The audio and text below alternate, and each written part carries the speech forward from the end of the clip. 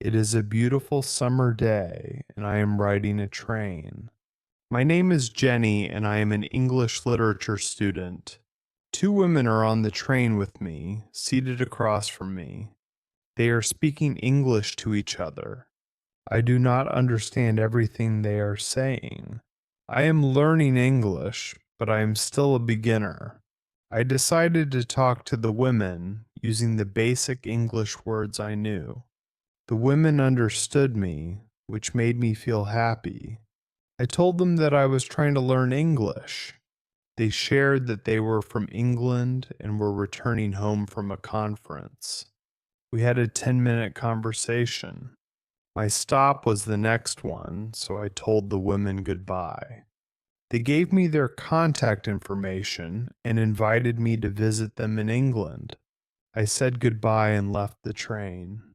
Their kindness inspired me to focus on my English studies. Every day I translated texts and watched films in English. Within 6 months, my English had greatly improved. I was satisfied with my progress, but wanted to further my learning. So I traveled to London to study English. Upon arriving in London, I enrolled in a school. My first class was on Monday. I met my teacher, a pleasant and humble young woman, and the other students. After introductions, we began the lesson. Our teacher asked us about our general understanding of the English language. She explained her simple but very effective method for learning English. She emphasized that her approach did not involve traditional studying or textbooks. Instead, the focus would be on incorporating English into our daily lives as much as possible. I was relieved because I found textbook learning to be confusing. Our teacher's method, however, proved to be very effective for me. We discussed the importance of language as a tool for communication. Languages allow us to convey ideas and thoughts. Therefore, the best way to learn a language is to use it actively for communication and self expression. This would be the core principle of our course to speak and use English extensively. Many students get caught up in memorizing vocabulary and grammar rules without actively practicing speaking. While learning new words and grammar is essential, the key is to apply them consistently in everyday conversations. Our teacher aimed to demonstrate a simple and effective method for acquiring vocabulary and grammar through active use. I was impressed by her teaching philosophy. Our lesson continued with discussions about our hobbies and interests. We practiced speaking in pairs and with the teacher. I thoroughly enjoyed the interactive nature of the class. This practical approach to language learning was proving to be very beneficial for me. Chapter 2: My Vocabulary Learning Journey. On Tuesday, I returned to school. A classmate posed an intriguing question about the most effective method for learning new vocabulary. The teacher explained that there are various approaches, but statistically, reading is the most impactful. Individuals who engage in reading tend to acquire new words at twice the rate compared to those who don't. She recommended reading for a minimum of 30 minutes each day. She provided us with valuable tips to maximize the benefits of reading for vocabulary acquisition. Firstly, selecting a captivating book or text that aligns with your interests is crucial. The genre could be a compelling story, fiction, or nonfiction, depending on your preference. It's counterproductive to force yourself to read something you find dull, especially when unfamiliar with many words. Enjoyment is paramount in language learning. Choosing a text that is both engaging and appropriate for your skill level is vital. When encountering an unfamiliar word while reading, consulting a dictionary is recommended. Looking up the definition enhances your comprehension of the text and expands your vocabulary. There's no need to write down the word, simply encountering it in context will help solidify its meaning in your memory. Reading offers another significant advantage. It not only exposes you to new words, but also demonstrates how these words connect within a sentence. Observing the correct linkage of words enhances your understanding of sentence structure and grammar. This method of incidental vocabulary learning through reading is incredibly powerful. Give it a try and you'll be amazed at how swiftly your vocabulary expands. We then transitioned into discussing the job market in England and suitable employment options for students. This topic piqued my interest as I was eager to find part-time work during my time in London. I inquired about potential job leads and was advised to visit the job center. The job center caters specifically to students seeking employment. Armed with this information, I felt optimistic about finding a job. After class, I went directly to the job center. Unsure about suitable job options, I sought advice from the lady working there. She suggested cleaning or waitressing at a cafe as viable possibilities for students. Although I had no prior experience in either field, the lady assured me that my English proficiency was sufficient for a cafe position. She explained that the training was straightforward and would provide ample opportunities to practice speaking English, unlike cleaning jobs. Best of all, I could start working on Thursday. Thrilled with this prospect, I looked forward to starting my new job and utilizing my English skills. Remember, for effective vocabulary building, dedicate 30 minutes each day to reading. The next day, Wednesday, I returned to school. There was a particularly quiet student from South Korea in our class. When the teacher asked if we had any questions, he spoke up. He shared that he struggled with his pronunciation. Although he was aware of his pronunciation difficulties, he was unsure how to improve. He hesitated to speak due to fear of being judged for his pronunciation. He revealed that he read and watched English films frequently, which greatly aided his comprehension. However, he aspired to enhance his speaking abilities. Our teacher listened attentively and addressed his concerns. She provided insights into the common pronunciation challenges faced by English language learners. She highlighted that speaking involves coordinating various mouth muscles.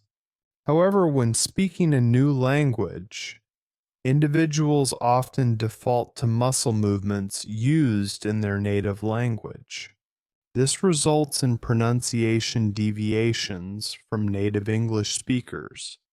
While not a major obstacle, as people usually understand the intended message, it is beneficial to strive for improved pronunciation. She introduced us to a highly effective technique called shadowing. Shadowing involves imitating the sounds heard in native speech. Similar to how children acquire their first language through mimicking their parents, shadowing allows learners to internalize correct pronunciation patterns through repetition. To practice shadowing, find audio or video recordings in English that are clear, comprehensible, and not excessively fast-paced. Listen attentively and endeavor to replicate the sounds, intonation, and rhythm as accurately as possible. The teacher demonstrated the technique by showing us videos on YouTube that showcased effective shadowing practices. After watching, we all engaged in a 3-minute shadowing exercise. She emphasized that shadowing is particularly valuable when preparing for presentations. Practicing shadowing for 10 minutes before a presentation can significantly enhance pronunciation, clarity, and fluency. I was intrigued by this technique as I had never encountered it before. Following the lesson, I approached the school receptionist to inquire about extracurricular sports activities. As a sports enthusiast, I was eager to engage in sports during my time in England. The receptionist informed me that the school had table tennis and football teams. Delighted by this news, I learned that the football team had practice scheduled for that day at 5 p.m. Sports played a significant role in my life, and I was thrilled about this opportunity. I attended the football practice and had the pleasure of meeting fellow players from diverse countries such as Brazil, Japan, Russia, Spain, Argentina, and Italy. I relished the training session and was ecstatic about the positive start to my time in England. I had found a fantastic teacher, made new friends through football, and was set to begin my part-time job. Remember, replicating native speakers is an effective way to improve your pronunciation. On Thursday, I returned to school for another engaging lesson. We had a new student in our class, Elizabeth from Italy. At the beginning of the lesson, our teacher engaged Elizabeth in a conversation. They had met a year prior when Elizabeth had attended a 2-week beginner's English course during the summer holiday. Elizabeth's English had advanced remarkably since then. She spoke fluently and with impressive pronunciation. Our teacher was incredibly impressed and inquired about the school Elizabeth attended in Italy. To everyone's astonishment, Elizabeth revealed that she was self-taught. She attributed her progress to the techniques she had learned from our teacher during the 2-week summer course. She diligently incorporated reading, shadowing, and thinking aloud into her daily routine. She made a conscious effort to think in English more often than in her native Italian. The summer course had equipped her with effective learning strategies, and she was determined to further enhance her skills. Our teacher was deeply moved by Elizabeth's dedication and commended her for her hard work. Elizabeth's experience resonated deeply with me. I was familiar with reading and shadowing, but had never considered thinking aloud as a language learning technique. Intrigued, I asked our teacher to explain it further. She clarified that while thinking aloud can be incredibly effective for language acquisition, it requires significant motivation and a willingness to embrace unconventional methods. Some might perceive it as peculiar, but the results speak for themselves. The premise is simple. Instead of thinking in your native language, consciously switch to thinking in English.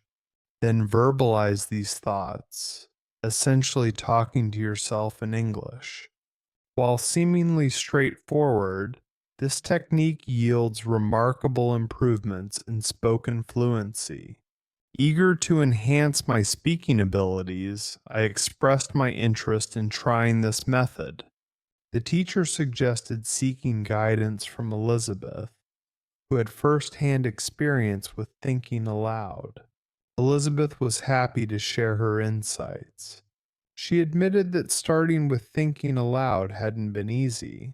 She had begun by formulating simple sentences in English, such as, "I can speak English. It's good that I can speak English. I want to improve. I need to practice every day. I might not know many words, but I can express my ideas with the words I do know." However, she encountered a significant obstacle.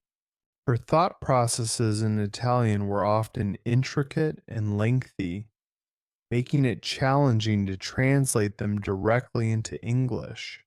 She realized the need to simplify her thoughts and express them more concisely in English. This shift to thinking in a simpler, more straightforward manner in English proved to be the most challenging aspect. However, with persistence, it eventually became second nature. Elizabeth shared an anecdote that illustrated the transformative power of thinking aloud. During a trip to Italy, she met an Australian man. Despite being a beginner at the time, she found herself conversing effortlessly with him in English. Her sentences were simple, yet she was able to communicate effectively without relying on mental translation from Italian to English.